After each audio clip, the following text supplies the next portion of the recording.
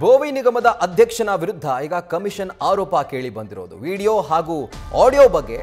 ಇದರ ಕುರಿತಾಗಿ ನನಗೇನು ಗೊತ್ತಿಲ್ಲ ಕಮಿಷನ್ ಬಗ್ಗೆ ಅವರ ಅಧ್ಯಕ್ಷರಾಗಿರುವಂತ ಗೋವಿ ನಿಗಮದ ಅಧ್ಯಕ್ಷರಾಗಿರುವಂತ ರವಿಕುಮಾರ್ ಅವರನ್ನೇ ಕೇಳಬೇಕು ಈ ರೀತಿಯಾಗಿ ನ್ಯೂಸ್ ಫಸ್ಟ್ ಗೆ ಗೋವಿ ನಿಗಮದ ಎಂಡಿ ಆಗಿರುವಂತ ಚಂದ್ರನಾಯಕ್ ಪ್ರತಿಕ್ರಿಯೆ ಕೊಟ್ಟಿದ್ದಾರೆ ಗೋವಿ ನಿಗಮದಲ್ಲಿ ಯಾವುದೇ ಮಿಡಲ್ ಮ್ಯಾನ್ ದಲ್ಲಾಳಿಗಳ ವ್ಯವಹಾರ ಇಲ್ಲ ಎಲ್ಲವೂ ಕೂಡ ಇಲ್ಲಿ ಆನ್ಲೈನ್ ಮೂಲಕನೇ ಟ್ರಾನ್ಸ್ಪರೆಂಟ್ ಆಗಿ ಕೆಲಸ ಆಗ್ತಾ ಇದೆ ಅದರ ಬಗ್ಗೆ ಅವ್ರನ್ನೇ ಕೇಳಬೇಕು ಅಂತ ಜಾರ್ಕೊಂಡಿದ್ದಾರೆ ಅವರು ಮತ್ತೆ ಇನ್ನೊಬ್ಬರು ಯಾರೋ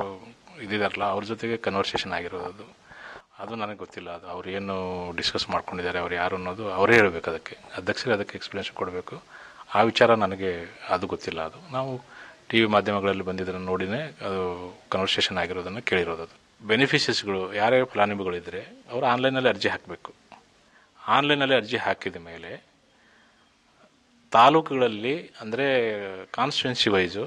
ಕಾನ್ಸ್ಟಿಟ್ಯೂನ್ಸಿನ ಮನೆ ಶಾಸಕರು ಇರ್ತಾರಲ್ಲ ಅವರ ಅಧ್ಯಕ್ಷತೆಯಲ್ಲಿ ಒಂದು ಕಮಿಟಿ ಇರ್ತದೆ ಅವರು ಬೆನಿಫಿಷರಿನ ಸೆಲೆಕ್ಟ್ ಮಾಡ್ತಾರೆ ಅವರು ಬೆನಿಫಿಷರಿ ಸೆಲೆಕ್ಟ್ ಮಾಡಿದ ಮೇಲೆ ಅಲ್ಲಿರ್ತಕ್ಕಂಥ ತಾಲೂಕು ಡೆವಲಪ್ಮೆಂಟ್ ಆಫೀಸರ್ಸ್ಗಳು ಅದನ್ನು ವೆರಿಫೈ ಮಾಡ್ತಾರೆ ಜಿನೈನ್ ಇದ್ದಾಗ ಅದನ್ನು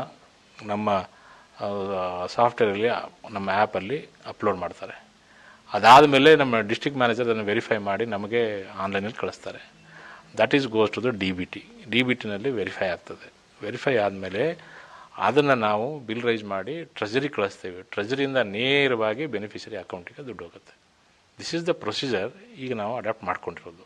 ಫಿಸಿಕಲ್ ಫೈಲ್ಗಳು ಎಲ್ಲೂ ಓಡಾಡಲ್ಲ ಓನ್ಲಿ ಆನ್ಲೈನಲ್ಲೆಲ್ಲ ಓಡಾಡ್ತಾ ಇರ್ತದೆ ಸೊ ಹಾಗಾಗಿ ನಡುಗೆ ಮಧ್ಯವರ್ತಿಗಳಾಗಲಿ ಬೆನಿಫಿಷರಿ ಆಗಿ ಬರೋ ಅವಶ್ಯಕತೆಯೇ ಇಲ್ಲ